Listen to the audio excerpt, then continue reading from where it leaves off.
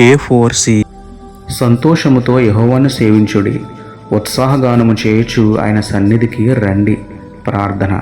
ఆరాధనీయుడా, అద్వితీయ దేవుడా, పరలోకమందున మా తండ్రి, గడిచిన వారమంతా మమ్మల్ని కాచి కాపాడి మరొక ఆదివారమున ఆలయంలో మిమ్మల్ని ఆరాధించే భాగ్యం ఇచ్చినందుకే స్తోత్రములు దేవా.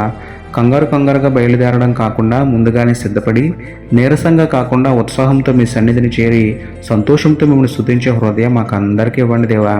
ఈరోజు మీ వాక్యం ద్వారా మాతో సూటిగా మాట్లాడండి. మీ వాక్యం విన్న మేము మంచి నెలను పడిన విత్తనముల వలె నూరంతలుగా ఫలించేలా మమ్మల్ని దీవించండి తండ్రి.